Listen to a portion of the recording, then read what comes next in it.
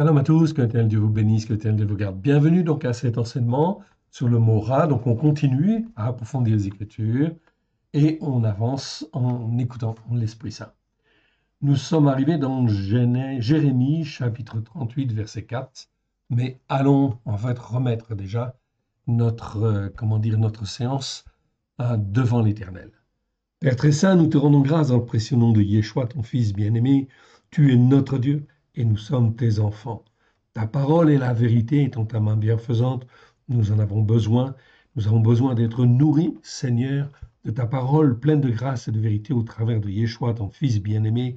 Tu nous as rachetés par le sang précieux de ton Fils bien-aimé, afin que nous puissions être à toi et rien qu'à toi, afin d'être formés, façonnés, d'être un peuple pour toi, pour te servir, te glorifier, toi le seul vrai Dieu dans les temps qui viennent. Étends ta main bienfaisante, nous te rendons grâce dans le précieux nom de Yeshua, ton Fils bien-aimé. Alléluia. Que l'Éternel Dieu vous bénisse, que l'Éternel Dieu vous garde. On y va donc, on va dans le texte. Nous sommes donc dans Jérémie 38, verset 4. Donc le verset 4 nous dit « Et les chefs dirent au roi que cet homme soit mis à mort, car il décourage les gens de guerre. Il reste dans cette ville, et tout le peuple, en leur tenant de pareils discours, cet homme ne cherche pas le bien de ce peuple, il ne veut que son malheur. » Voilà donc ce que l'on dit en fait de Jérémie à cette époque-là. Okay. Et donc Jérémie, bien sûr, n'est pas écouté par tout le monde, n'est pas entendu, en fait, ici. Pourquoi? Parce qu'il titille les consciences et effectivement, le peuple, en fin de compte, est dans l'iniquité. Il est aveuglé, il n'entend pas les paroles de notre Dieu, notre Père. Donc, c'est très important de bien comprendre ceci parce que, en fait, cela nous arrive en fait aussi, bien évidemment. Plus en fait on est dans la vérité, plus en fin de compte on dit des choses qui en fin de compte sont conformes à l'Écriture, et plus c'est conforme à l'Écriture, plus cela dérange. Et cela va déranger beaucoup. Voilà pourquoi il faut que nous puissions être formés, façonnés, et que nous puissions résister en fait à l'ennemi, l'ennemi de nos âmes, à l'ère du temps en fait aussi, etc. Donc on va voir tout ça. Revoyons comme on le fait en fait à l'habitude, donc la définition du mot rat, afin de bien en fait l'ancrer dans notre tête et aussi que nous puissions nous familiariser avec les racines hébraïques de la foi dans leur signification primaire. C'est donc très très très important. On va donc en fait regarder le mot rat une fois de plus. Avec quelques commentaires en fait. À chaque fois, on avance sur certains mots pour en fait vous aider en fin de compte, ok, à aller un petit peu plus loin dans la réflexion en fait ici. Donc si on passe un petit peu de temps sur ce mot-là, c'est tout simplement parce que nous avons besoin de comprendre comment cela fonctionne, ok, de manière à pouvoir se poser les bonnes questions sur en fin de compte d'autres mots et d'autres racines. Donc le mot rat, en fait, le voici.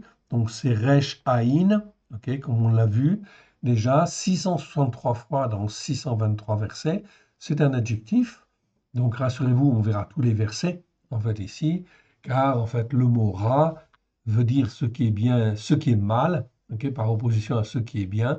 C'est donc extrêmement important de voir tous les versets afin de rencontrer toutes sortes de situations, en fait, ici, qui sont considérées par l'Éternel comme mal, en fait, ici, et donc qui doivent, en fait, nous permettre d'avoir un meilleur jugement devant l'Éternel. Car on ne peut pas avoir un jugement juste si on ne sait pas faire la différence entre ce qui est bien et ce qui est mal. Donc, on parlera aussi un petit peu de l'actualité, évidemment, tout simplement pour nous aider en fait à réfléchir, à faire les bons choix quand il y a des choix en fait à faire et à ne pas faire de mauvais choix en fait ici. Donc on va regarder en fait ici. Donc ici le mot rat, la première fois où il apparaît, c'est dans Genèse 2, 9, où l'Éternel Dieu planta dans le jardin d'Éden l'arbre de la connaissance du bien et du mal. Donc du bien et du mal, Donc mal, en fait, ici, c'est le mot ra. Ok. Mal, mauvais, ce qui est mal, ce qui est mauvais, laid, grave, etc. C'est bien le mot ra, resh, aïn. Ok. Donc je vous encourage à apprendre en fait au moins les lettres hébraïques. Ok. Faites attention aux enseignements que l'on vous donne à droite et à gauche, notamment sur les racines. C'est pas toujours très bon. Ok. Mais effectivement, si vous le voulez, vous avez en fin de compte ici un aleph bet, c'est-à-dire un alphabet. Okay. Donc en hébreu, ça s'appelle aleph bet et ça a donné le mot français alphabet. Alphabet, c'est en fait les deux premières lettres de, en fait ici, hébraïque, en fait ici, aleph et bet, les deux premières lettres, ça a donné en français alphabet, tout simplement. Donc l'alphabet hébreu, vous l'avez en fait ici, vous pouvez nous le demander, ou dès que vous commandez, enfin vous avez toujours en fin de compte ici ce résumé en fait ici avec toutes les lettres hébraïques. Donc c'est important de les apprendre par cœur. Ça, il n'y a pas 36 solutions, ainsi que la ponctuation en fait aussi en dessous, ok, de manière à pouvoir reconnaître petit à petit en fait les signes effectivement. Et donc, on éditera bientôt, comme on vous l'a dit, la Torah, c'est-à-dire les 5 premiers livres, avec des commentaires dans une traduction très poussée, très pointue sur en fait les racines hébraïques de la foi. Dans le but, en fait ici, d'éveiller les consciences, d'éveiller les cœurs, en fait ici, à une réalité en fait spirituelle qui n'a pas toujours été en fait enseignée comme il fallait. C'est donc extrêmement important, en fait ici, on va le voir. C'est pour cela que nous passons un petit peu de temps sur le mot, en fait, sur les mots, en fait, ici, et notamment le mot ra, en fait, ici. Donc, selon les racines hébraïques anciennes, okay, selon les racines hébraïques anciennes, la racine resh aïn, okay, est, en fait, ici, l'emblème de tout ce qui est terrestre, opaque et mauvais.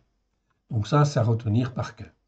C'est le mal par essence, tant sur le plan physique, par exemple quand on parle des vaches laides, en fait ici, que moral ou spirituel. Le mal qui s'oppose en fait au bien, oui. D'où l'importance de séparer ce qui est bien, ce qui est mal.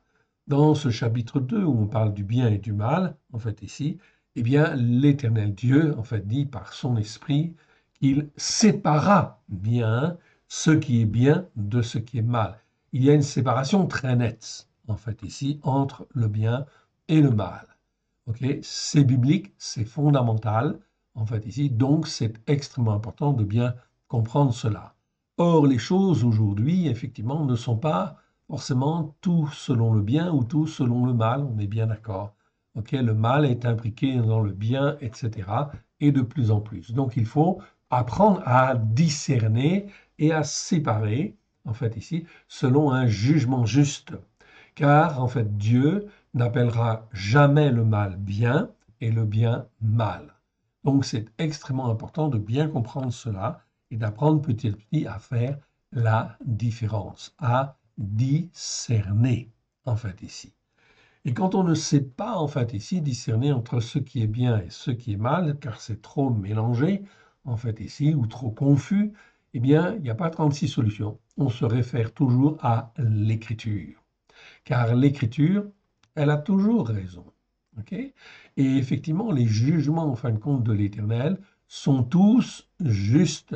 Donc, on se réfère à l'écriture.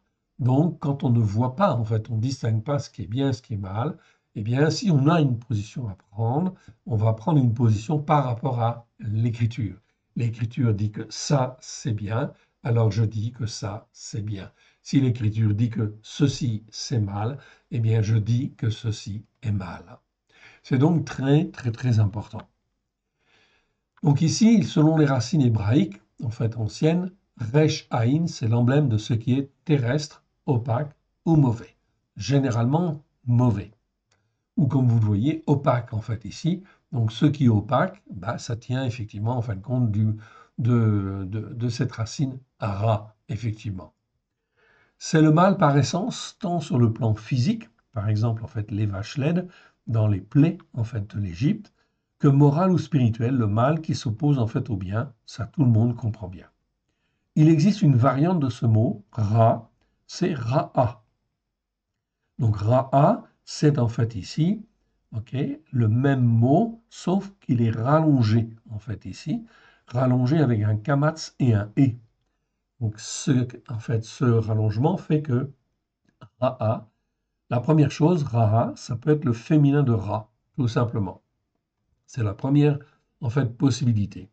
La deuxième possibilité, c'est que la terminaison kamatz et, c'est-à-dire la terminaison que nous avons là, qui est rajoutée en fait ici à la racine, ok, peut exprimer ce qu'on appelle un mal augmenté, c'est-à-dire c'est toujours mal, mais dans une situation beaucoup plus forte, excessive ou autre, etc. Donc ça donne une dimension au mot, en fait une dimension augmentée en fait ici. Okay, généralement en fait augmentée. C'est pourquoi on pourra traduire non pas par une bête mauvaise, mais en fait une bête féroce, en fait ici.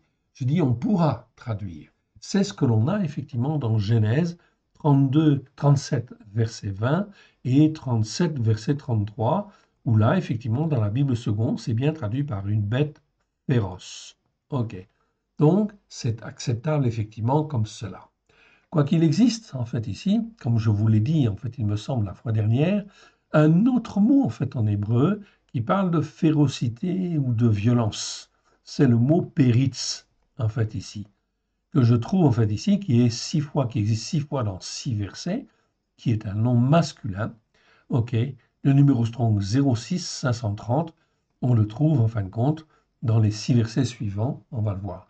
Mais on va voir que ce mot péritz n'est pas forcément traduit d'une manière homogène partout. Dans le psaume 17,4, c'est traduit par la voix des violents. Dans Ésaïe 35,9, là on parle d'une bête féroce, comme on l'avait en fin de compte dans Genèse 37,20. Donc ça pose problème en fait ici. Ra'a, si je traduis Ra'a, et Péritz, en fait ici, par le même mot, en fait ici, féroce, ben, ça peut être en fait ambigu dans certains versets.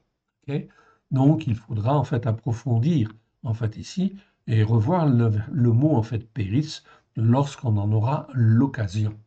Dans Jérémie 7,11, on parle d'une caverne de voleurs.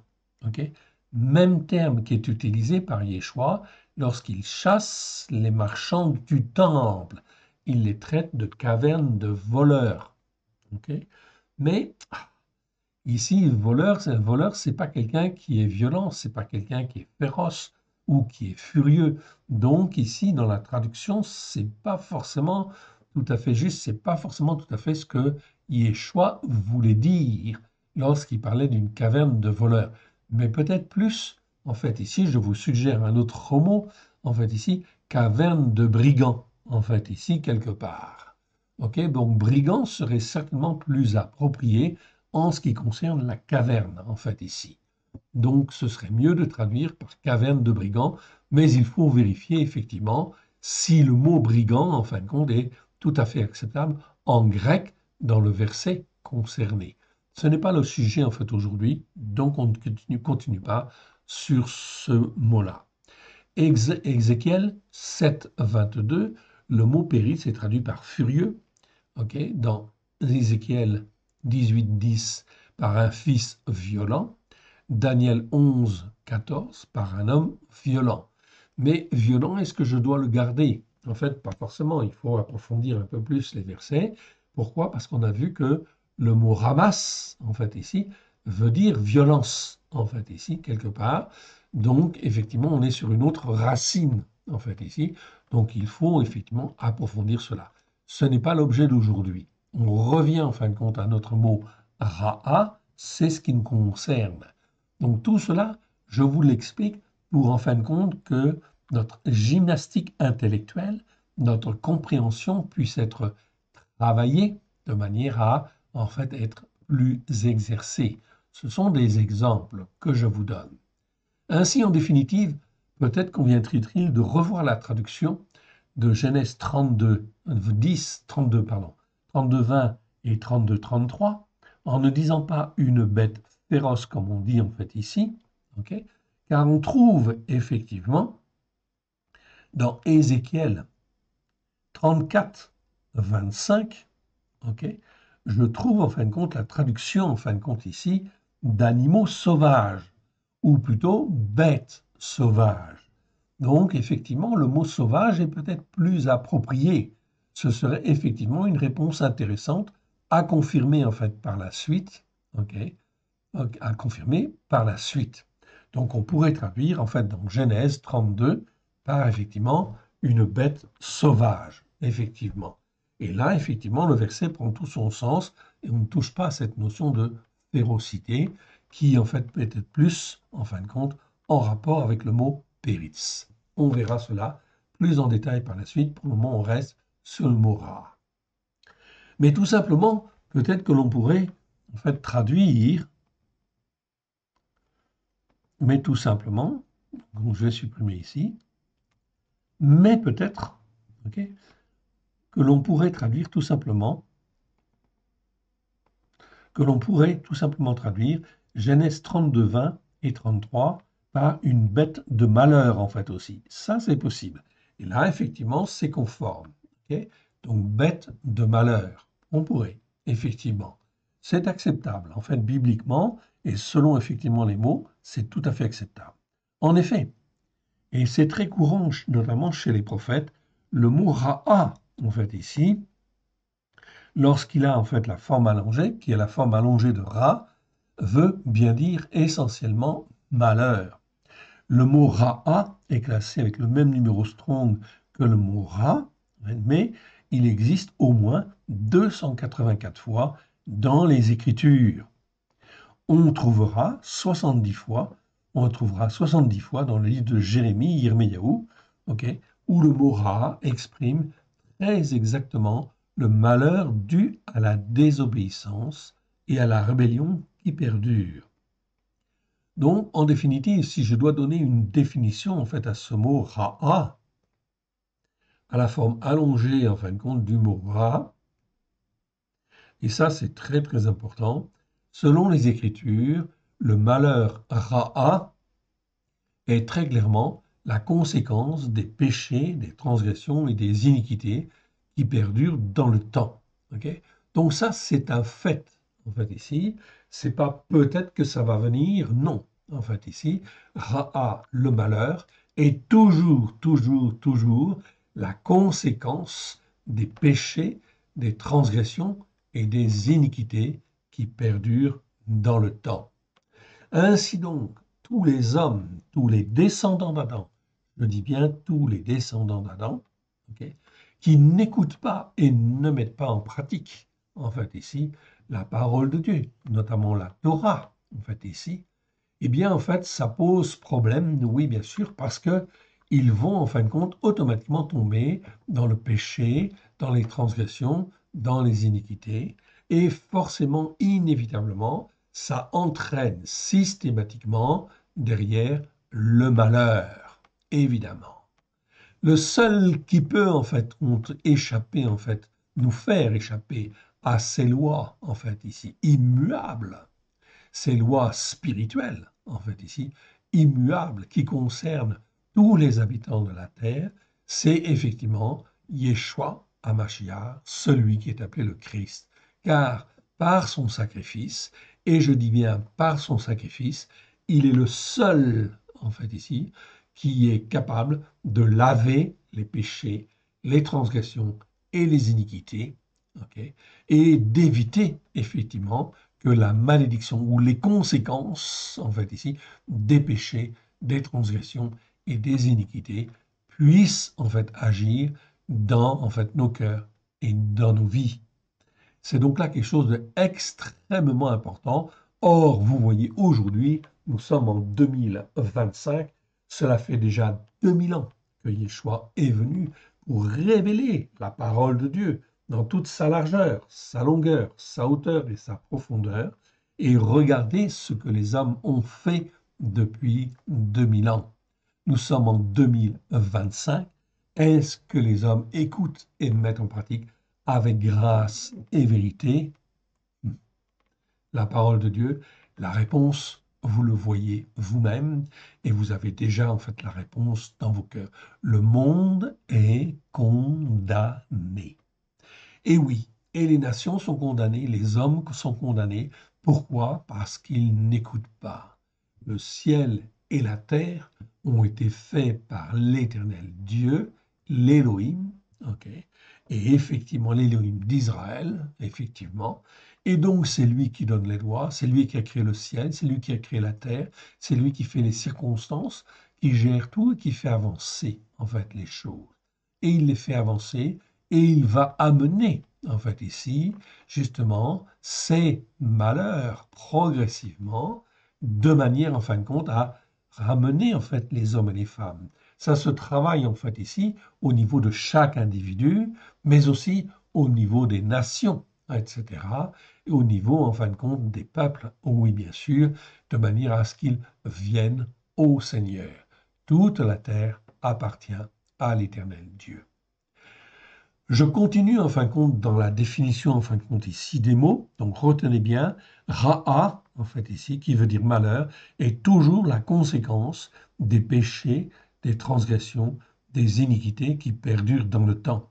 Alors si on voit le malheur en fait débarquer sur une nation ou sur un peuple ou sur une famille en fait ici ou sur un homme ou sur une femme, eh bien c'est la conséquence bien évidemment en dehors du fait que ce soit en fait ici une épreuve ou un malheur dans le but de former, façonner. Oui, bien sûr, car derrière en fait le malheur, l'Éternel Dieu en fait ici ne cherche qu'une seule chose au fond de son cœur, c'est de rétablir le pécheur, c'est de rétablir l'homme pécheur en fait ici, afin qu'il soit restauré s'il veut écouter, s'il se repent d'abord et s'il veut écouter et s'il veut mettre en pratique, évidemment.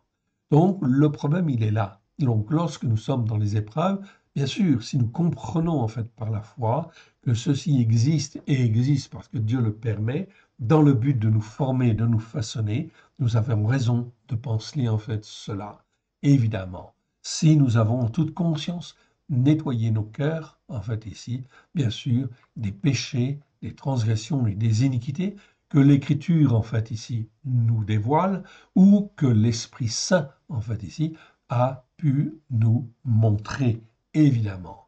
Car le but de Dieu, bien évidemment, c'est effectivement de racheter, en fait, ici, au travers de Christ. De racheter, en fait, ici, tous ceux, en fait, ici, qui veulent revenir, même le méchant. Je rappelle, Ézéchiel 33, en fait, l'Éternel Dieu dit, en plusieurs versets, il dit qu'il ne veut pas la mort même du méchant. Ce qu'il veut, c'est qu'il se repente, qu'il revienne à lui, écoute et mette en pratique. C'est donc très très important, en fait, ici. Dans la racine ra'a, nous avons vu d'autres verbes qui ont été, en fait, ici, greffés, en fait, ici, greffés, qui ont été construits, en fait, ici, sur, effectivement, la racine resh aïn. Resh aïn, lorsque je rajoute, en fait, ici, un aïn, donc, ici, la même lettre, quand elle est doublée, en fait, ici, ça donne ra'a, en fait, en hébreu, ok? C'est un verbe, en fait, dans ce cas-là, 83 fois dans 80 versets, ok? Genèse 19, 4, 19, 7 pour la première fois, ok? C'est un verbe. Donc là, il y a des conjugaisons. Je vous en donne deux, en fait, ici, simplement, ok? Donc il y a la forme simple, qu'on appelle en hébreu le kal, ça veut dire être mauvais, être mal, ou se sentir mal comme Moïse se sent mal à cause des péchés, en fin de compte, d'Israël. Donc il se sent mal devant Dieu. C'est le verbe ra conjugué au kal. Lorsqu'il est conjugué au ifil, c'est une autre forme verbale okay, qui est très courante en fait en hébreu. Eh bien, en fin de compte, dans ce cas-là, ça veut dire faire le mal ou faire du mal. Quand en fait Israël fait ce qui est mal devant Dieu ou fait le mal, eh bien, c'est le verbe ra qui est utilisé, oifil.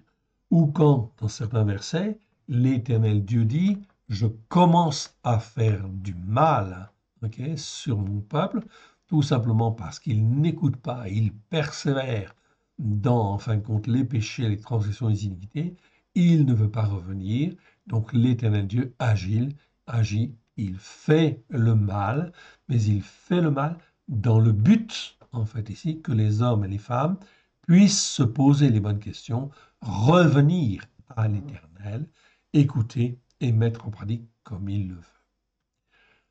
Nous avons découvert un autre mot, en fait, aussi très intéressant, qui lui est très mal traduit, c'est roa. Donc, vous voyez, on a la même racine, resh aïn, et là, ça donne en fait roa. Donc, c'est un mot masculin. Ok. Il existe 10 fois un nom masculin. Il existe 19 fois dans 19 versets. Ce mot est très, très, très mal traduit. Presque tous les versets où il se trouve, en fait, la traduction est insuffisante, mauvaise. Ok. Donc, ce mot, en fait, a la même racine que l'adjectif ra, qui parle du mal, de ce qui est mauvais. Le mot roa, ici, n'est plus ici un adjectif, mais un nom masculin en hébreu, et décrit un état. Donc ça, c'est très important. Ça décrit toujours un état de dégradation morale et spirituelle ou physique, mais le physique est toujours, en fait, ici, l'image, en fait, ici, comment dire, du spirituel, du sens figuré. Donc ça décrit un état de dégradation morale et spirituelle avancé ou intense, où se mêlent malice, perversité et influence des esprits de Bélial. Donc là, on est dans une dégradation vraiment très très forte, où l'homme est endurci la plupart du temps, ok, et il est sous influence, oui bien sûr, influence d'esprit d'orgueil, de ceci, de cela, etc. Tout simplement, en fin de compte, il est en fait enchaîné, évidemment. Pourquoi? Eh bien, comme l'exemple de Pharaon, en fait ici, il, en fin de compte, Pharaon s'endurcit, en fait ici, au départ, puis ensuite, eh bien, en fin de compte, il se rend inflexible, je vais plutôt dire, ok, c'est-à-dire qu'en fin de compte, il ne veut pas écouter parce qu'il y a de l'orgueil, il ne veut pas plier le genou, puis en fait ensuite, ce n'est plus en fait le cœur Pharaon qui s'endurcit ou se rend inflexible, c'est en fait à partir de la septième plaie, huitième plaie, c'est l'Éternel qui endurcit le cœur de Pharaon ou qui le rend inflexible, c'est-à-dire Dieu agit comme en fait Pharaon a agi. C'est exactement pareil. Donc l'Éternel Dieu agit toujours en fait en fonction de la manière dont nous avons pensé. Voilà pourquoi il faut se repentir et il faut avoir de l'humilité devant l'Éternel. Oui. C'est dans Genèse 41, 19 où l'on trouve en fait ici la première fois le mot roa pour décrire en fait ici des vaches qui sont tellement laides, ok, qu'elles ne peuvent être décrites, ok, qu'elles peuvent être décrites enfin, comme affreuses ou indigestes en fait ici. On retrouve ce mot également dans le prophète Jérémie où l'on parle de la très mauvaise qualité des figues qui ne peuvent même plus être mangées, donc elles ne sont plus mauvaises, mais elles sont en fin de compte infectes, elles sont pourries, elles sont en fin de compte ici dans un état de dégradation importante. Et l'image, en fin de compte, du peuple de Juda à l'époque, qui ne peuvent même plus être mangées, elles ne sont pas seulement mauvaises, mais pourries et donc dangereuses, voire nocives. En fin. On le voit dans Jérémie 24, 2, 3, 8 et 17. Ok, je passe en fait ici sur les versets du mot roi. Ok, on l'a vu les fois précédentes. Je passe en fait ici sur le mot Ra'av, on l'a vu la fois dernière, donc je le passe. Je m'arrête encore sur le mot Ra'a, en fait ici. Donc Ra'a est très important. C'est un verbe en fait ici. Donc Ra, on a la racine, Resh Aïn, puis en fin de compte, ça se termine par la lettre ou le signe et qui est le signe de la vie en fin de compte dans l'alphabet hébreu. Ok. Donc ici, qu'est-ce qu'en fin de compte, ce qui est mal, ici exprimé dans la racine, et ici, en fait, on nous parle de la vie. En fait, ici, donc, qu'est-ce que ce mot peut bien vouloir dire? C'est un verbe, 173 fois dans 144 versets. Genèse 42, 2, en fait, pour la première fois. Par exemple, Genèse 4, 2, pour la première fois, où on te dit que Abel était berger. Et oui, c'est le verbe qui est utilisé. Donc, c'est être berger, paître, etc. Donc, en fait, ici, ce verbe-là, en fait, ici, qu'est-ce qu'il veut dire? En fait, ça nous parle de tous les soins, en fait, ici, que l'on apporte aux peines, au mal, aux soucis, aux chagrins, aux afflictions, ok, dans le but de donner la vie. Donc, le verbe paître en français, en fait, ici, va donner une correspondance parfaite, en fait, ici, avec ce mot-là. Ok, donc le mot paître, le verbe paître qui en découle, ainsi que le mot pasteur, donc un pasteur ou un berger, c'est bien quelqu'un qui s'occupe, en fin de compte, des maux, en fin de compte, qui sont dans la vie de quelqu'un, ok, pour lui apporter des soins terrestres, en fait ici, ok, des soins, en fait, dans le but de lui donner la vie, en fait ici, de le soigner, de s'occuper des chagrins, des afflictions, ok, d'où le verbe paître, ok. Ainsi, selon les Écritures, la responsabilité en fait d'un pasteur, ok, ou d'un prêtre, ou d'un diacre, vous les appelez comme vous voulez, tout ça dépend de leur niveau de responsabilité, ou évêque, c'est toujours de prendre soin des brebis. Voici d'autres mots en fait hébreux élevés sur la même racine, ra, ok, donc ici Rej Dalet, on l'avait vu, ok, donc je passe dessus, ok. Ici en fait avec un aïn, je passe en fin de compte dessus, en fait ici, ok. Roua, en fait je passe dessus, on l'a vu la fois dernière. Ra'al, en fait ici, ok, qui en fait nous parle de l'horreur du venin, en fait ici, ok, donc Ra'al, ça a donné empoisonné, Rechaïn Sadé, ça donne l'action de rompre, de fracasser, d'agir en furieux, donc Ra'atz, on avait le verbe en fait Ra'atz, j'avais commenté la fois dernière, et en fait Ra'ash, en fait ici, qui veut dire trembler pour le verbe, ou en fin de compte pour le nom, en fait ici, un tremblement, mais comme un tremblement de terre. Donc là, on a la base, en fait, une base de Ra. On aura l'occasion de les revoir, en fait, plus en détail, et on rassemblera ça sous, en fait, un fascicule sur les racines. OK, mais il n'est pas terminé, en fait, ici. Chaque chose, en fait, en son temps. Donc là, on diminue et on va aller voir, en fait, compte notre texte, en fait, ici. Donc notre texte, nous étions donc à Jérémie 38, verset 4. On va reprendre à partir du verset 1, évidemment. Jérémie 38.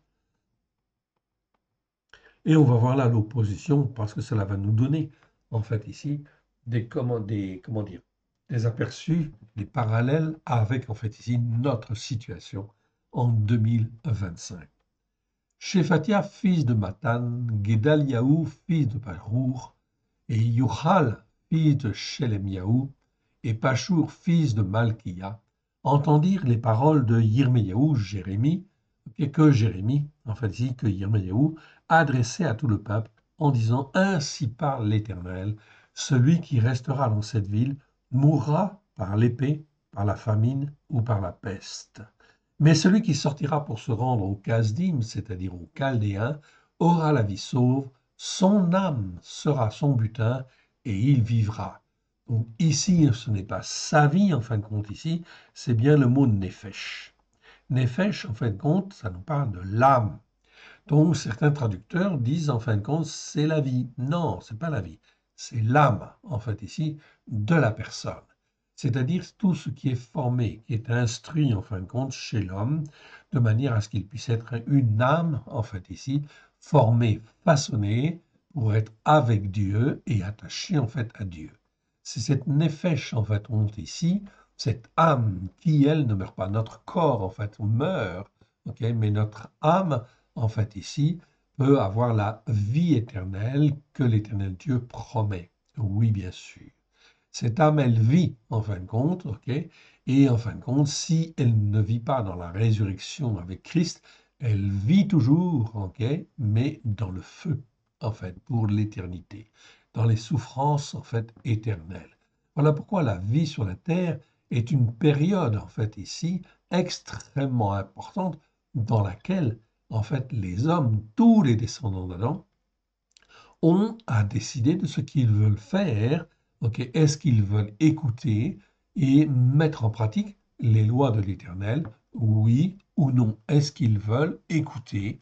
Est-ce qu'ils veulent être formés? Est-ce qu'ils veulent être façonnés pour servir en fait l'éternel Dieu, le seul en fait Dieu en fait ici, unique et vrai. Je rappelle en fait ici, à tout hasard, ok, que en fait Adam, en fait ici, Adama, en fait ici, vous avez en fait la racine principale de ces mots, c'est Dalet même. Je vous le remontrerai, rassurez-vous. Et Dalet même, c'est-à-dire en fin de compte ce qui constitue en fait le descendant d'Adam, en fait ici, dès le départ, il a été fait d'une certaine manière dans le but d'être transformable, façonnable et de s'attacher en fait à Dieu s'il veut écouter ou pas écouter. C'est bien la racine Dalet même. J'en ai parlé, j'en reparlerai, elle est extrêmement importante. Donc, nous avons en fin de compte la responsabilité sur la terre de choisir qui nous voulons écouter et qui nous voulons servir. À défaut, en fin de compte, de cela, en fait ici, cela entraîne des péchés, des transgressions, des iniquités, et en fin de compte, l'Éternel Dieu dit à un moment donné, eh bien, en fin de compte, puisque vous n'écoutez pas, vous ne mettez pas en pratique comme moi je le veux, eh bien, en fin de compte, les conséquences, les malheurs sont là. Et ça se traduira par, en fin de compte, trois formes principales, en fait, ici, je dirais, c'est l'épée, ok, rêve, en fait, en hébreu, en fait, ici, vous le voyez, en fait, ici, rêve, ou la famine, en fait, ici, c'est Ra'av, Ra'av que l'on a vu, en fait, ici, qui est construit sur la racine, en fait, Resh Aïn, ou en fait la peste, en fait, ici, la peste, c'est Dever, en fait, en hébreu. Ok. Donc ici, ces trois mots, en fait, ici, l'épée, la famine et, en fait, la peste, c'est systématiquement, en fait, ici, les malheurs qui viennent sur, en fait, l'accumulation des péchés, des transgressions et des iniquités et qui arrivent. Je vous ai annoncé dans les vidéos précédentes, effectivement, que c'était bien, en fin de compte, ce qui allait arriver sur la France, ok, sur l'Europe, etc., principalement, en fait, ici, mais sur le monde entier, en fait, ici. Sur la France, mais je ne savais pas, en fin de compte, à l'époque, quand je vous en ai parlé, je ne savais pas que notre président allait prendre, en fait, position, en fait, ici, contre, en fait, le président Trump, et effectivement se mettre entre Trump et puis, en fin de compte, Poutine, et, etc., et provoquer quelque part, en fait, ici, l'ours, Russie, l'URSS, c'est l'ours. Ok, donc le coq français, quelque part, dans son orgueil, est en train de provoquer, en fait, ici, l'ours, effectivement. Donc, ça peut, effectivement, en fin de compte, on peut se poser la question, est-ce que notre président ne cherche pas, en fin de compte, la troisième guerre, en fait, mondiale, en fait, ici, ou à provoquer, ou à déclencher une troisième guerre mondiale? Eh bien, malheureusement, en fin de compte, on peut se poser, en fin de compte, des questions, car le fait, en fait, de se positionner comme cela et de susciter toutes les nations européennes dans le but, en fin de compte, de déclarer, en fin de compte, ici, un réarmement, en fin de compte, de chacune des nations, c'est, en fait, ici, une attitude, en fait, ici, dans une attitude de provocation, en fait, à l'ours, tout simplement, à l'URSS. Ok, je n'ai pas à juger cela. Est-ce que c'est bien, est-ce que c'est mal? Ok, la réponse, elle est très claire, en fait, ici. La réponse, elle est très claire car, en fait, la réponse, elle dit repentez-vous, en fait, ici, car l'épée, la famine et la peste vont venir d'une manière ou d'une autre. Ok, d'une manière ou d'une autre, je dis d'une manière ou d'une autre, car en fait, on focalise politiquement les Français, effectivement, et même tous les pays européens, sur effectivement la menace en fait de l'URSS, de l'URSS. Mais en réalité, ce n'est pas la principale menace en fait compte qui va venir.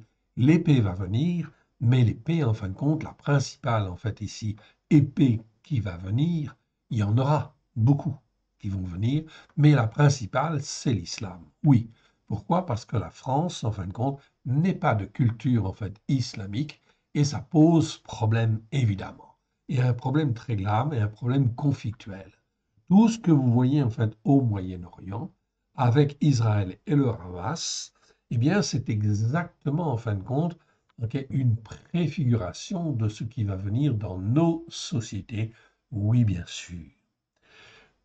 On sait pas, on peut se poser en fait la question, effectivement, comment cela fait-il que Israël libère autant de terroristes?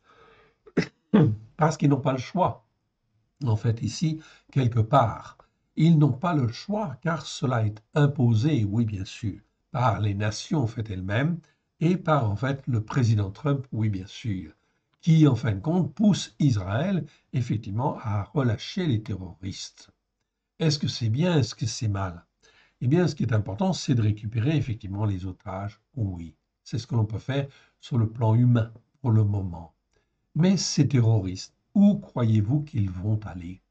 Où croyez-vous qu'ils vont agir par la suite? Évidemment. Quand en fait ici, la terre d'Israël sera redonnée à Israël, et que les nations ne pourront rien faire en fait ici par rapport à cela, eh bien, que va-t-il se passer? Eh bien, il y a de fortes chances que l'épée, en fait ici terroriste, se répande en fin de compte ici à droite et à gauche parmi toutes les nations, puisqu'en fin de compte, même probablement la terre de Gaza, en fait ici, et la Cisjordanie, ce qui était appelé la Cisjordanie, vont certainement, à un moment donné ou à un autre, être réintégrés au territoire d'Israël. Pourquoi? Parce que c'est biblique.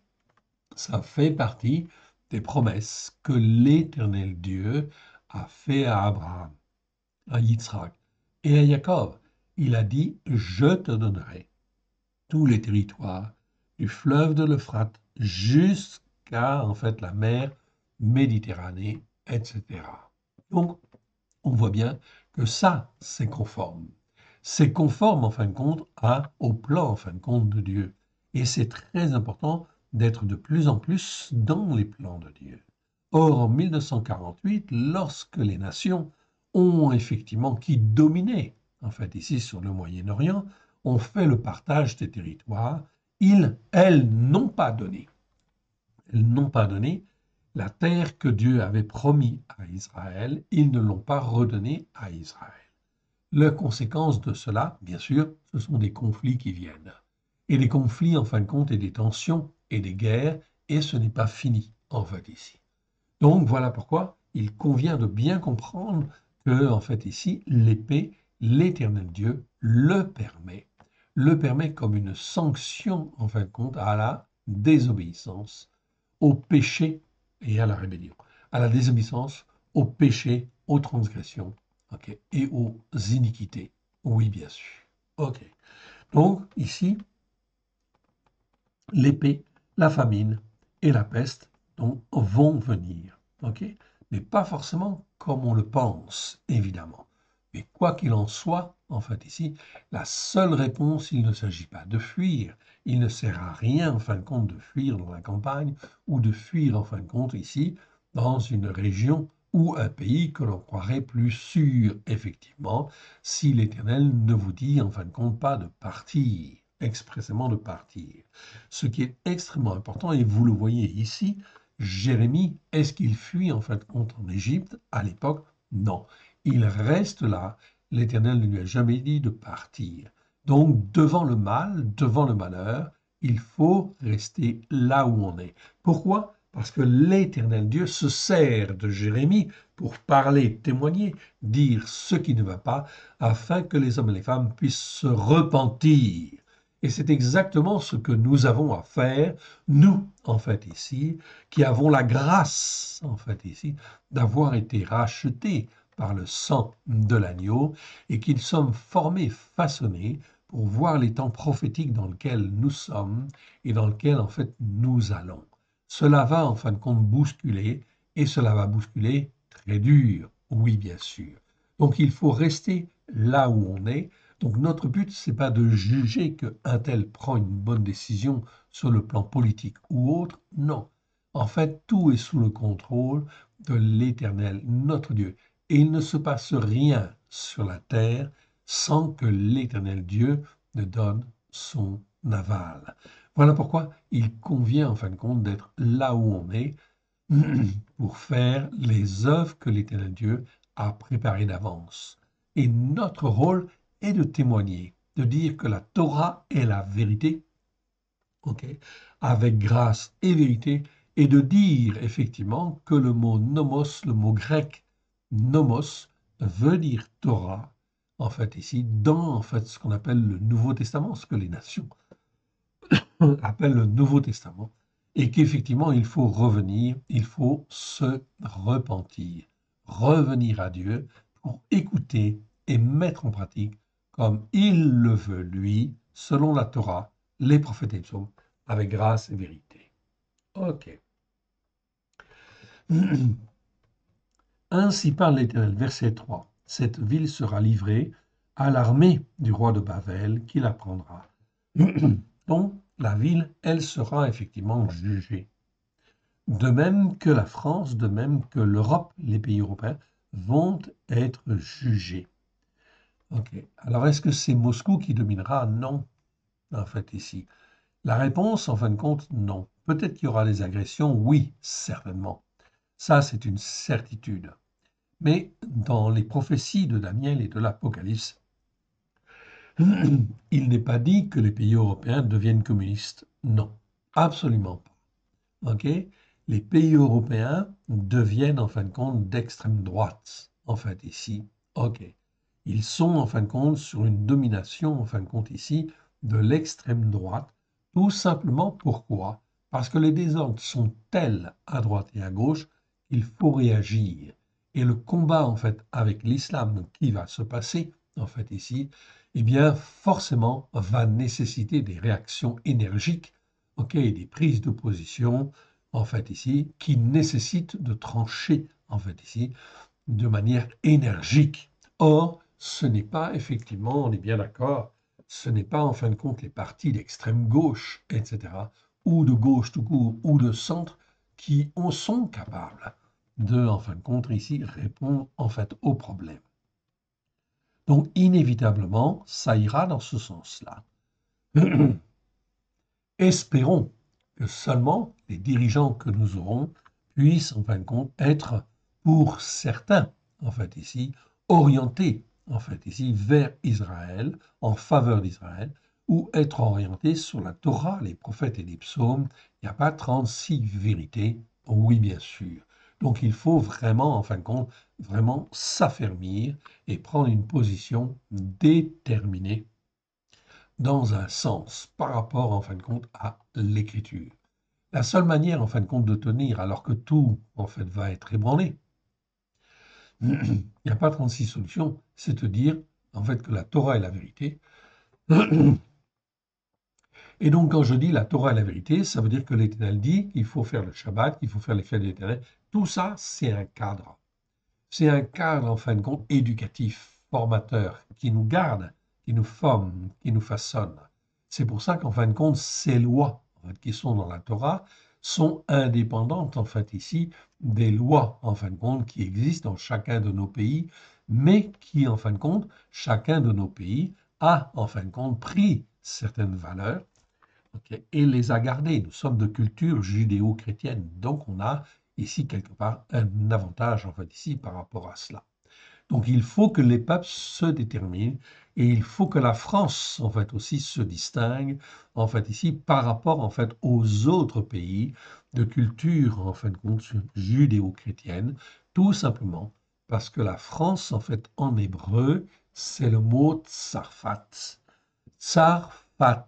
Et je vous ai dit, je vous ai expliqué, Tsarfat, c'est effectivement, on le sait depuis le Moyen Âge, ok, Tsarfat, c'est en fait ici le creuset où on forme les bijoux, où on forme les idées, où on forme ce qu'il y a de meilleur, en fin de compte ici, en fait ici, pour l'homme, en fait ici, oui, au travers de Christ, bien évidemment, avec Christ, ok, évidemment. Donc la France a une position privilégiée, les Français ont une position privilégiée, en fait aussi quelque part, s'ils veulent écouter, s'ils veulent mettre en pratique, s'ils veulent d'abord se repentir et reconnaître qu'ils ont été, en fait, dans l'iniquité, les péchés, les transgressions. Ainsi parle l'Éternel, cette ville sera livrée à l'armée du roi de Babel, qui la prendra. Et les chefs dirent au roi que cet homme soit mis à mort, car il décourage les gens de guerre qui restent dans cette ville et tout le peuple en leur tenant de pareils discours. Cet homme ne cherche pas le bien de ce peuple, il ne veut que son malheur. Même chose en fin de compte dans la situation en fait qui va venir. Nous serons traités et traînés devant les tribunaux, c'est effectivement marqué, Yeshua nous le dit, afin que la parole, on puisse témoigner de la parole. Mais il ne faut pas avoir peur, en fin de compte, de cela, en aucune manière. Ce qui est important, c'est de laisser, en fait, l'Esprit Saint nous guider et, en fin de compte, que nous puissions dire ce qu'il veut au moment voulu, mais que nous soyons bien ancrés, évidemment, sur la Torah, les prophètes et les psaumes, à la lumière de Yeshua, avec grâce et vérité.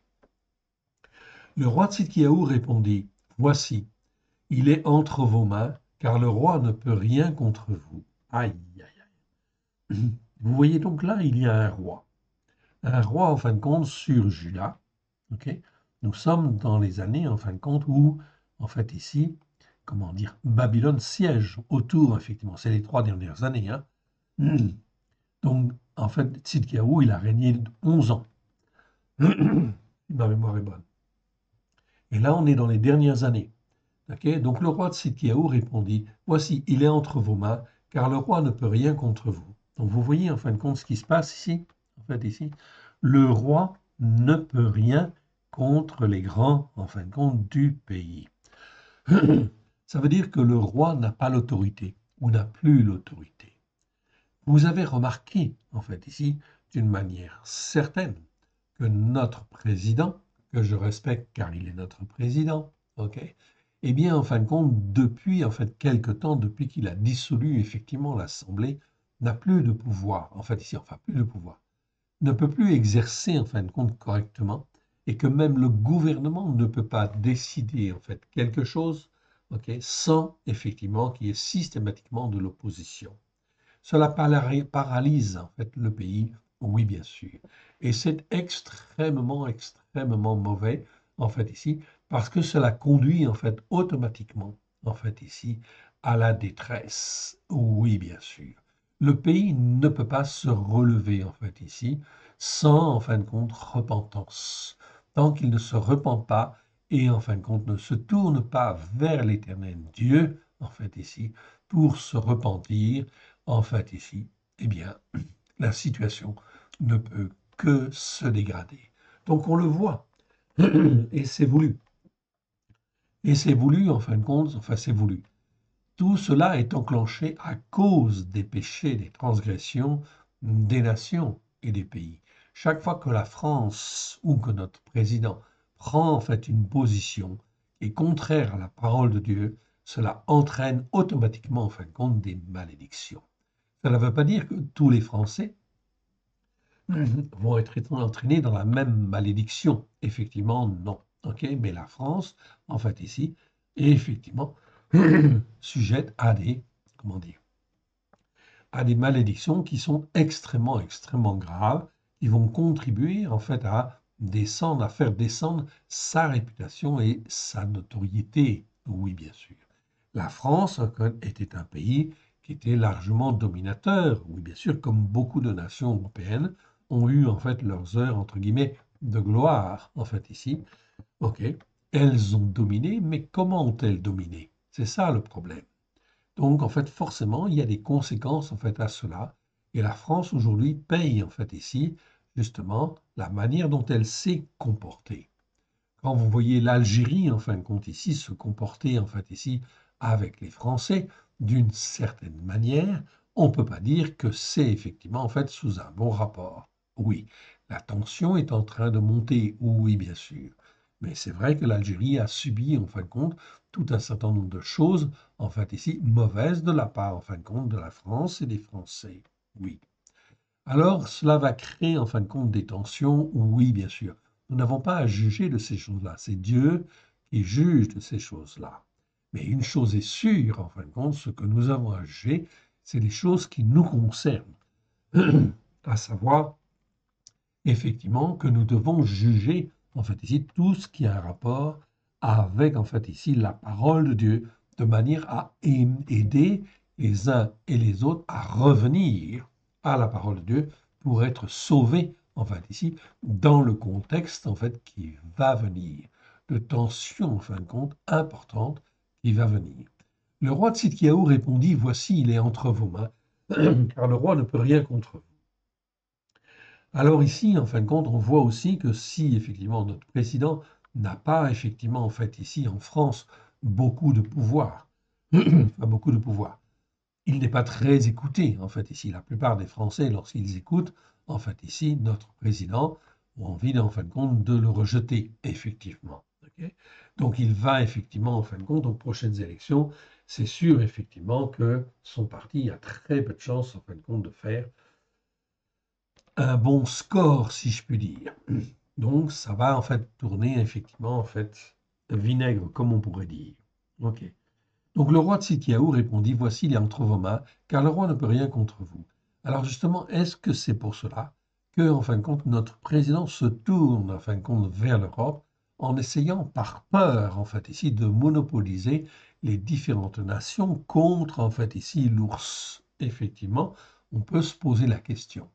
Mais s'il a ce raisonnement-là, en fait ici, vous pouvez en fin de compte ici voir que dans la manière de raisonner, en fait ici, de notre président, il est en train d'être entraîné à des faux raisonnements et à des prises de position qui sont invraisemblables, quelque part, et qui sont très mauvaises. Tout cela est dû à sa propre position et sa prise de position, notamment par rapport à Israël, notamment en fin de compte parce qu'il n'a pas voulu soutenir Israël, comme en fin de compte il aurait dû, et comme en fin de compte la France aurait dû le faire, en fait ici. Donc résultat des courses, il y a des conséquences. Donc dans sa manière de penser, il est sous influence d'esprit, en fait ici, d'esprit mauvais. Oui, bien sûr. Verset 6. Alors ils prirent Yirmiyahu et le jetèrent dans la citerne de Malkiyahu, fils du roi, laquelle se trouvait en fin de compte dans la cour de la prison. Ils descendirent Yirmiyahu avec des cordes. Il n'y avait point d'eau dans la citerne, mais il y avait de la boue, et Yirmiyahu s'enfonça dans la boue. Donc voilà où on jette le prophète. Ça fait presque 40 ans que Jérémie prophétise, qu'il en fait intercède et prie en fait ici, jour après jour, pour rappeler qu'il faut revenir en fin de compte à l'Éternel, écouter et mettre en pratique. C'est la seule en fin de compte, ok, réponse en fait aux problèmes qu'ils ont actuellement. Et c'est exactement en fait la réponse en fait ici que nous avons aujourd'hui. Nous n'avons pas à rentrer en fin de compte dans des discussions ou des prises de parti. Non, la seule chose, la seule prise de parti que nous pouvons dire, c'est que nous sommes à Yeshua, nous écoutons Yeshua dans le but en fin de compte d'amener les uns et les autres à la repentance, à la gloire de l'Éternel. Et Eved-Melech l'Éthiopien, en fait ici. Donc on situe en fait ici Eved-Melech, c'est un serviteur. Et il est éthiopien, donc ce n'est pas un juif, il est éthiopien, donc c'est un étranger. Homme eunuque qui était dans la maison du roi apprit qu'on avait mis Yirmiyahu dans la citerne. Et le roi était assis à la porte de Binyamin. Et Ben-Méler sortit de la maison du roi et parla ainsi au roi. Ô roi mon seigneur, des hommes mortels. Okay, donc lui, il fait la distinction, il est en fait instruit. C'est un étranger, c'est un Éthiopien, en fait, ici, mais il a un cœur, et il a un grand cœur. Et ça, c'est important. C'est fondamental devant l'Éternel. Okay. Ici, nous voyons, en fin de compte, il dit Enoch, okay, Anachim. Donc, il n'utilise pas le terme de Adam, il n'utilise pas le terme, en fin de compte, de, en fait, ici, d'autres termes, en fait, ici, pas le terme Ish, il utilise Enoch. Donc, ce sont des hommes, en fait, ici, mais c'est des hommes mortels, ou des gens, on aurait pu dire des gens. Mais je ne peux pas dire homme, parce que si je garde dans la traduction le mot homme pour le mot Ish, ici, ce n'est pas les Ish. Donc ce ne sont pas des hommes instruits ou capables d'être instruits devant l'Éternel. Donc ils sont effectivement ici des gens, des personnes, des hommes mortels. Ô mon Seigneur, des hommes mortels ont fait ce qui est mal, en fait, ici. Donc il dit très clairement ici, ils ont fait ce qui est mal. Ok. Ils ont fait, donc il utilise ici, il utilise le verbe en fait ici, qu'on a vu tout à l'heure, c'est le verbe ra'a, qui existe 83 fois dans 80 versets, qui est conjugué en fin de compte au ifil, ok, ifil, vous voyez, en fin de compte, il est conjugué au ifil, et en fin de compte, ça veut dire faire ce qui est mal, ou faire mal, ok. Donc, ils ont fait ce qui est mal, donc le verbe est très bien utilisé en fait ici, donc, en fait ici, Even Meller a un bon discernement en fait ici, voilà. C'est ça que l'on doit avoir, apprendre à avoir un bon discernement. Ils ont fait ce qui est mal. En faisant quoi? Ok. En traitant, en fait, ici, en traitant de la sorte Yirmiyahu, le prophète, en le jetant dans la citerne. Il mourra de faim, en fait, ici. Mourra de faim, c'est le mot ra'av que l'on a vu, en fin de compte, ici, tout à l'heure, dans la définition, que je retrouve, en fait, ici. Il mourra de faim, en fait, ici. Ok. Mais l'Éternel Dieu veille, donc il suscite, en fait, un cœur disponible. Et l'Éternel Dieu qui sonde tous les cœurs, tous les reins, il n'y a aucun problème. Il sait qui il peut appeler. Il mourra de faim où il est, car il n'y a plus de pain dans la ville. Le roi donna cet ordre à Éved-Meller, l'Éthiopien. Prends ici 30 des gens, 30 personnes. Donc là, on retrouve en fait le mot Enoch. Donc vous voyez que le climat, en fin de compte, à l'époque, en fait ici, était quand même très tendu. Le roi ne peut pas prendre une décision sans, en fin de compte ici, eh bien, utiliser en fait quelque part la force ou l'intimidation. Il dit à Eben Meller, prends avec toi 30 personnes, ok, 30 Enoch, ok, qui sont avec toi, en fait ici, ok. On prend 30 personnes qui sont avec toi, tu retireras de la citerne Yirmeyahu. Donc là, en fin de compte, Sidkiyahu prend une bonne décision. Mais Sidkiyahu, en fait, ici, le roi Sédécias, c'était un homme, en fin de compte, qui était, en fin de compte, il ne savait pas prendre de bonnes décisions, en fait, ici. Là, il a pris une bonne décision parce que l'Éternel, en fait, ici, voulait agir favorablement vis-à-vis de Yirmeyahu. Ok, tu retireras de la citerne Yirmeyahu, le prophète, avant qu'il ne meure. Et Ben-Meller prit avec lui des gens et se rendit à la maison du roi dans un lieu au-dessous, en fin de compte, du trésor. Il en sortit des lambeaux usés et des vieux haillons et les descendit à Yirmiyahu dans la citerne avec des cordes. Et Ben-Meller, l'Éthiopien, dit à Yirmiyahu, mets ces lambeaux usés et ces haillons sous tes aisselles, sous les cordes. Et Yirmiyahu fit ainsi. Ils tirèrent Yirmiyahu avec des cordes et le firent monter hors de la citerne. Yirmiyahu resta dans la cour de la prison. Le roi Sidkiyahu envoya chercher Yirmiyahu, le prophète, et le fit venir auprès de lui dans la troisième entrée de la maison de l'Éternel. Et le roi dit à Yirmiyahu, j'ai une chose à te demander, ne me cache rien. Yirmiyahu répondit à Sidkiyahu, si je te la dis, ne me feras-tu pas mourir? Et si je te donne un conseil, tu ne m'écouteras pas. Donc vous voyez, le climat n'était pas en fin de compte facile. Tzidkiyahu était un roi faible, en fait, ici. Il ne savait pas prendre les bonnes décisions. Le roi Tzidkiyahu jura secrètement à Yirmiyahu en disant, l'Éternel est vivant, lui qui nous a donné la vie. Je ne te ferai pas mourir et je ne te livrerai pas entre les mains de ces hommes mortels qui en veulent à ton âme. Ok. Donc là, on a un petit peu la situation, mais pour bien comprendre, en fait, ici, le contexte, on va continuer un tout petit peu, en fin de compte, jusqu'au verset 23. Ok. Jusqu'au verset 23, ok, parce qu'on va comprendre, en fin de compte, ce qui se passe. Donc, verset, en fin de compte, 17, Yirmiyahu dit à Tzidkiyahu. Donc, Tzidkiyahu, je vous rappelle, c'est le dernier roi, en fin de compte, qui a régné sur Juda avant que Jérusalem ne soit détruite. Ok. Plusieurs fois, il avait été voir Yirmiyahu et plusieurs fois, il avait écouté, en fin de compte, Yirmiyahu, Jérémie, ok, mais il ne savait pas prendre vraiment une décision et s'arrêter, on va dire, pour revenir à l'Éternel. C'était un homme mou, en fait, ici, quelque part.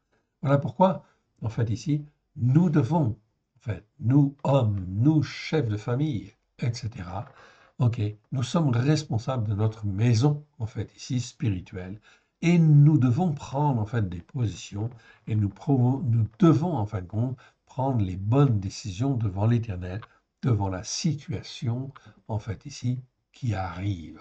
Et nous devons la prendre chaque en fait homme, chaque père de famille, chaque chef de famille doit prendre en fin de compte ici la décision, faire les bons choix en fait ici devant l'Éternel.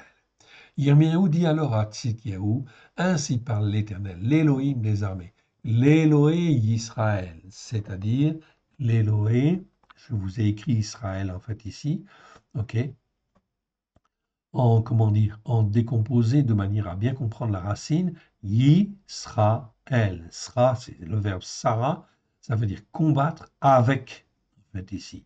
Yi, c'est la puissance en fin de compte d'être qui dure dans le temps en fin de compte ici. Donc c'est l'homme en fait ici qui combat avec Israël. L'homme qui existe, qui est dans son autorité, qui combat avec Israël et non pas avec Dieu et non pas contre Dieu. Si tu vas te rendre au chef de Babel, donc là, Jérémie disait à Sédécias, rends-toi au chef de Babel, et tu auras l'âme sauve, et cette ville ne sera pas brûlée par le feu. Tu vivras, toi et ta maison. Donc il lui dit, en fin de compte, ton âme vivra. En fait, ici, c'est bien Nefesh. Donc ici, on comprend très bien, en fait, ici, ce que Sédécias devait faire. Ce n'est pas forcément une décision facile, mais en fait, ici, c'était Jérémie qui lui disait, c'était l'Éternel Dieu qui lui disait au travers de la bouche de Jérémie. Jérémie disait que la parole de Dieu. Et ça fait plus de 40 ans qu'il enseigne. Donc, s'il n'a pas compris qu'il devait écouter Jérémie, là, il n'y a plus rien à faire, évidemment. Donc, tu auras la vie sauve, et cette ville ne sera pas brûlée par le feu. Tu vivras, toi et ta maison. Donc, même l'Éternel Dieu est en contrôle sur l'action, en fin de compte ici, de l'ennemi de Nebuchadnezzar, et en fin de compte ici, sur l'ennemi qui oppresse et qui attaque, en fait, Juda. Oui. Il dit la maison, en fait, la ville ne sera pas brûlée, et toi et ta maison, tu auras, en fait, ici, la vie sauve. Mais si tu ne te rends pas au chef du roi de Babel, cette ville sera brûlée entre les mains des Kasdim, donc des Chaldéens. Ils la brûleront par le feu et toi, tu n'échapperas pas à leurs mains. Tu n'échapperas pas à leurs mains. Frères et sœurs, est-ce que nous voulons échapper, en fin de compte, à tout ce qui vient? Oui, bien sûr. Alors il faut écouter le Seigneur et faire ce qu'il demande. Comment combattre avec lui? Le roi de Tzidkiyahu dit à Yirmiyahu, je crains les Juifs qui sont passés au Kasdim, je crains qu'on ne me livre entre leurs mains et qu'ils ne m'outragent. Donc il y avait des Juifs qui, en fin de compte, étaient passés de l'autre côté. Oui, bien sûr. Okay. Il y en a toujours. Okay. Donc la situation, ça rend la situation encore plus confuse. Okay. Ce que nous vivons aujourd'hui en termes de confusion, c'est rien par rapport à ce qui va venir. Voilà pourquoi il convient de bien savoir ce que l'on a à faire dans les temps qui viennent. Yirmiyahu répondit, on ne te livrera pas. Écoute la voix de l'Éternel. Dans ce que je te dis, tu t'en trouveras bien et tu auras l'âme sauve. Non pas la vie, c'est toujours en fin de compte ici Nefesh. Nefesh, c'est l'âme. Mais si tu refuses de sortir, voici ce que l'Éternel m'a révélé. Toutes les femmes qui restent, okay, donc Jérémie insiste bien, voici ce que, en fait ici, l'Éternel m'a révélé. Toutes les femmes qui restent dans la maison du roi de Juda seront menées au chef du roi de Babel, et elles diront, tu as été trompé, dominé par des hommes mortels qui étaient en paix avec toi. Et quand tes pieds sont enfoncés dans la boue, ils se retirent. Résultat des courses. En fait, ici, cette phrase, okay, qui nécessiterait peut-être d'être revue au niveau de traduction, veut dire en fin de compte que tu as fait confiance à des hommes okay, et quand ils sont dans le pétrin, en fait, ici, ils se retirent effectivement okay, parce qu'ils voient leur propre intérêt. Toutes les femmes et tes enfants seront menés au Kasdim, et toi, tu n'échapperas pas à leurs mains. Tu seras saisi par la main du roi de Babel, et cette ville sera brûlée par le feu. Et effectivement, cette ville, en fin de compte, sera brûlée par le feu, parce que Sédécias, Tzidkiyahu, ne va pas se rendre. Okay. Il ne va pas écouter Jérémie, même dans cette ultime phase, en fait, ici, où encore l'Éternel Dieu offre la possibilité à Sédécias de s'en sortir, d'échapper en fait au désastre. Mais il ne va pas écouter.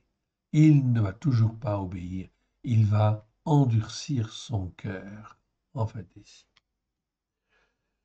C'est donc très important de bien comprendre ça, en fait, ici, d'apprendre à écouter le Seigneur et à faire ce qu'il demande, quand il le demande. OK. Jérémie chapitre 39, chapitre suivant, Nebuchadnezzar. Donc c'est Nebuchadnezzar, en fait, ici, dans nos Bibles en français, c'est toujours Nebuchadnezzar. OK? Mais en réalité, en fin de compte, dans certains versets, c'est Nebuchadnezzar et non pas Nezzar. Mais peu importe, ce n'est pas le sujet en fait de l'enseignement ici, on verra le temps voulu. Roi de Babel, Nebuchadnezzar, roi de Babel, avait donné cet ordre au sujet de Yirmiyahu, par Nebuzaredan. Nebuzaredan, chef des gardes, Nebuchadnezzar, chef des eunuques, Nergal-Sharetzer, chef des mages et tous les chefs des rois de Babel. Envoyèrent chercher Yirmiyahu dans la cour de la prison et le remirent à Gedaliahu, fils d'Arikam, fils de Shaphan, pour qu'il soit conduit dans sa maison, et il resta au milieu des peuples. Donc Sédécias a été emmené par Nebuchadnezzar, et Nebuchadnezzar a nommé Gedalia, en fait ici, roi, en fait ici, de Juda, en fait ici, pour succéder à Sédécias. Et en fin de compte, Jérémie, la réputation de Jérémie n'est plus à faire, elle est connue même au niveau international. Et en fin de compte, Nebuchadnezzar voit en fin de compte comment Jérémie a parlé, et il ne veut en fait pas qu'il lui arrive quoi que ce soit. En fait, c'est l'Éternel qui ne veut pas qu'il lui arrive quoi que ce soit. Alors il incline le cœur de Nebuzaradan, en fait ici, pardon, de Nebuchadnezzar, il incline le cœur de cet homme, en fait ici, de ce roi de Babel, qui est tout-puissant. Il incline son cœur pour que justement, en fin de compte, Jérémie soit protégé. Jérémie. Donc ça veut dire qu'en fin de compte, il faut écouter le Seigneur, mettre en pratique comme le Seigneur le veut, en fait ici. Il nous protégera, il nous gardera. Nous n'avons rien à craindre. Nous devons être ses témoins, quelles que soient les circonstances, pour témoigner que Dieu, en fait, ici, ne veut même pas la mort des méchants, mais c'est que les uns et les autres puissent se repentir. Verset 16, va, parle à Éved-Méler, l'Éthiopien, et dis-lui, ainsi parle l'Éternel des armées, l'Éloé Israël.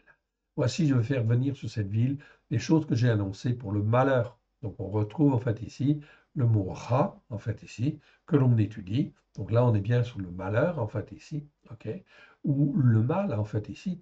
On aurait pu dire, en fait, pour le mal, en fait ici, j'ai annoncé le mal, en fait ici. Oui, très bien, mais c'est la forme allongée, en fait ici. Donc c'est plutôt malheur. C'est la forme ra'a, en fait, qui existe, en fait, en hébreu. Donc c'est la forme allongée. C'est plutôt, en fin de compte, malheur. C'est mieux. Et non pour le bonheur, elles arriveront en ce jour devant toi. Mais en ce jour, je te délivrerai, déclaration de l'Éternel. Tu ne seras pas livré entre les mains des gens que tu crains. Je te sauverai et tu ne tomberas pas sous l'épée. Ton âme sera ton butin parce que tu as eu confiance en moi. Déclaration de l'Éternel. Vous voyez ici quelque chose d'extrêmement important. L'Éternel Dieu est le maître des circonstances.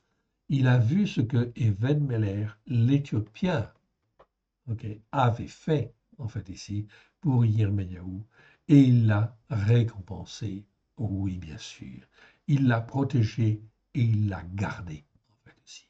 C'est extrêmement important, quel que soit ce qui arrive, en fait, ici, nous devrons garder la foi en l'Éternel, notre Dieu, notre Père, et apprendre à marcher avec lui.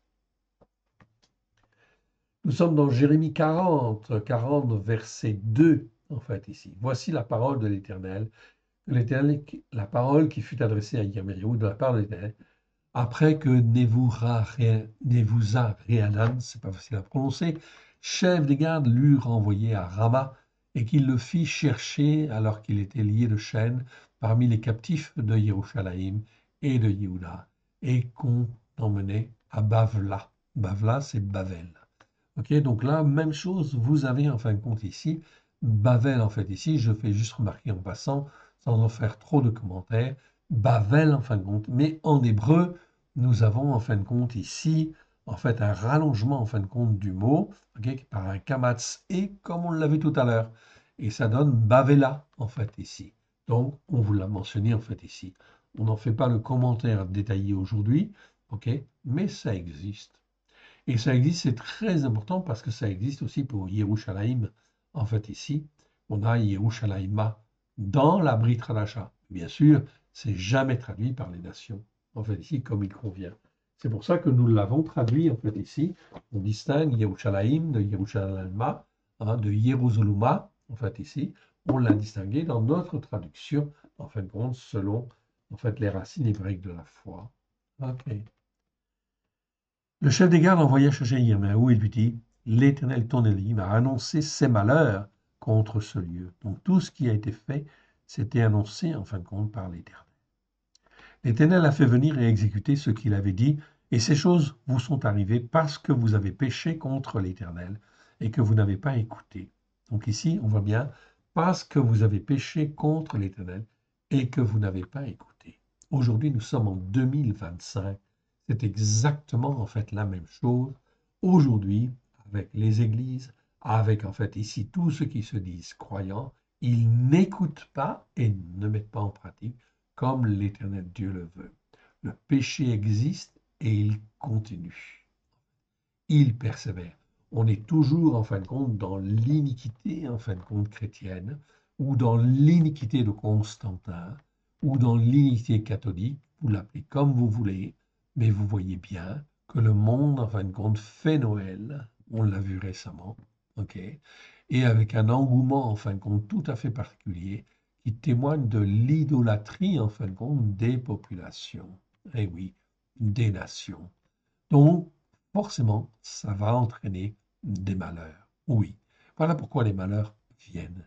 L'épée, la famine et la peste. Donc, c'est bien ce qui va arriver, en fin de compte. Maintenant, voici, je te délivre aujourd'hui des chaînes que tu as aux mains. Si tes yeux, ah ouais, si à tes yeux, il est bien de venir avec moi à Babel, donc à Babylone, viens, j'aurai soin de toi. Si à tes yeux, c'est mal de venir avec moi, ok, à Babel, ne viens pas, regarde, tout le pays est devant toi, va où il te semblera bon et convenable d'aller. Comme il tardait à répondre, retourne, ajouta-t-il, vers Guédalia, fils d'Ahiram, fils de Shaphan, Yehuda et reste, ok, fils de Shaphan, Yehuda, ok, que le roi de Babel a établi sur les villes de Yehuda, et reste avec lui parmi le peuple, ou bien va partout où il te conviendra d'aller. Le chef des gardes lui donna des vivres et des présents, et il le congédia. Yirmiyahu alla près vers Guédalia, fils d'Arikam. Donc, même Jérémie là ne cherche pas à s'enfuir, en fait, ici. Non, il reste là où il est. Et il reste vers ceux, en fin de compte, qui sont là et qui font partie de son peuple. Jérémie alla vers Guédalia, fils d'Arikam, à Mishpata, et il resta avec lui parmi le peuple qui était demeuré dans le pays. Et là, il va se passer, en fin de compte, différentes choses, oui, bien sûr. OK. On en parlera, en fin de compte, un peu, en fait, ici, la fois prochaine. On est arrivé donc dans Jérémie, chapitre 41. Jérémie, chapitre 41, verset 11.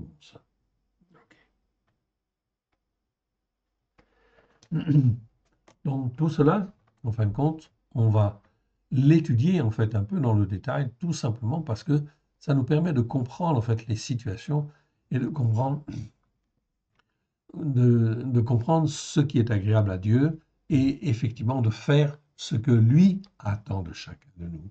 Ok.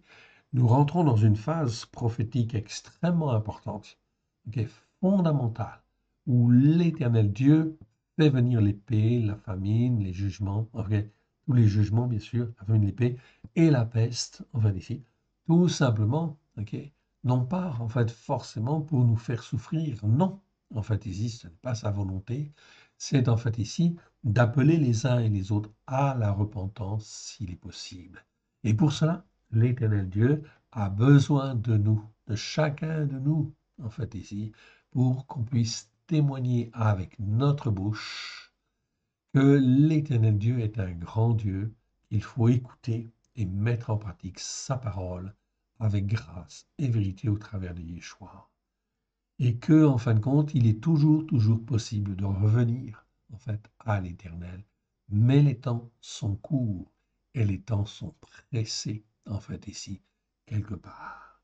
Donc, il est encore temps, en fait, ici, de revenir, bien évidemment, ok? Et il faut revenir. Voilà pourquoi l'Éternel Dieu nous forme, nous façonne pour que nous puissions être ses témoins, pour qu'on puisse travailler avec lui et non pas contre lui. Remettons ces quelques instants à l'Éternel. Père très saint, nous te rendons grâce pour tout ce que tu nous as donné aujourd'hui. Que ce qui n'est pas de toi dans le nom des choix s'en aille dans les lieux arides. Que ce qui est de toi soit loin de grâce et de vérité au travers de Yeshua. Que cela puisse trouver dans chacun de nos cœurs un terrain favorable, puisse y produire des racines, nous former, nous façonner, nous élever comme toi tu le veux, afin que nous puissions être les témoins que toi tu veux, là où tu le veux, comme tu le veux. Aide-nous, mon Dieu, mon Père, à te faire plaisir, car sans toi, nous ne pouvons rien faire. Merci, Père. Merci, Yeshua. Merci, Esprit Saint. Que Dieu vous bénisse, que Dieu vous garde. Shalom à tous. Amen.